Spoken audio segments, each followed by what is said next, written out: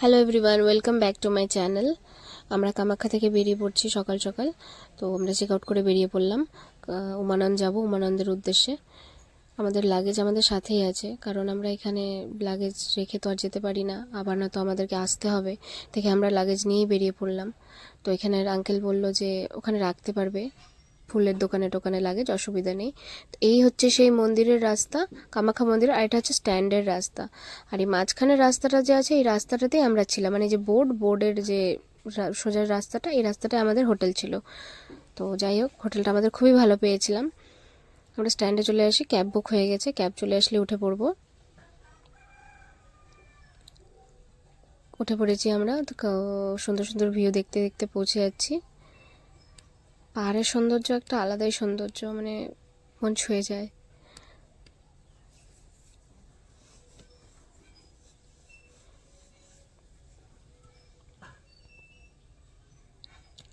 আমরা পৌঁছে গেছি। তো এখানে লাগেজগুলো বের করতে, টানা হাঁচড়া করতেই তো সবার সময় লেগে যাচ্ছে। তারপরে এখানে টিকিট ছিল হচ্ছে 200 টাকা করে পার হেড স্টিমারে, এই পার থেকে ওপার, আবার ওপার থেকে এপার নিয়ে আসবে। তো মানে 100 টাকা করে, এদিক থেকে ওদিক 100, ওদিক থেকে ওদিক 100, এরকম। কিন্তু একেবারে ওরা 200 টাকা নিয়ে নেয়। প্রথমত একটু ভয় করছিল, তবে যখন উঠে পড়েছি তখন আর ভয় করেনি। তো আমরা টিকিট কেটে উঠে পড়লাম। খুব একটা ভয় লাগে না, যখন স্টার্ট দেয় তখন আর ভয়টা লাগে না, উঠে পড়ে থাকলে একটু ভয়টা লাগে।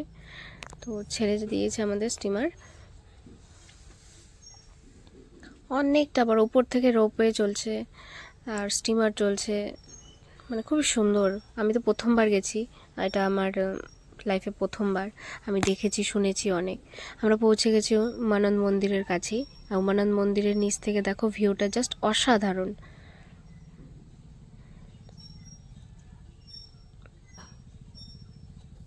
চলো যাওয়া যাক উপরে মন্দিরের কাছে। আমরা যাই যখন ফাঁকাই ছিল।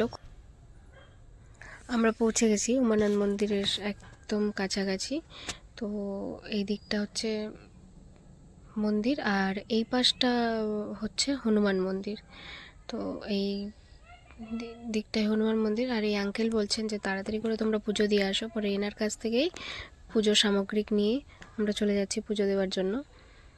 কারণ আঙ্কেল বলছে যে এরপরে যখন ভিড়টা হয়ে যাবে না, তখন লাইন দিয়ে দাঁড়াতে হবে, তোমরা সকাল সকাল এসেছো, পুজোটা আগে দিয়ে নাও।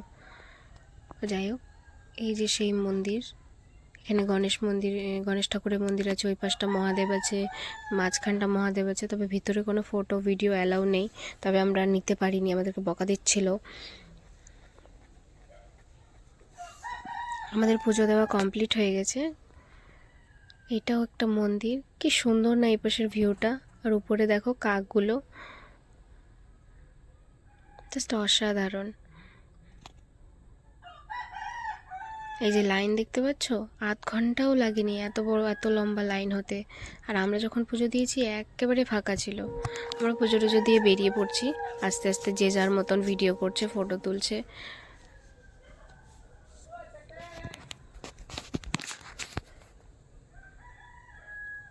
খুবই ভালো লাগলো, একটা শান্ত নিরিবিলি পরিবেশ, খুব সুন্দর একটা জায়গা।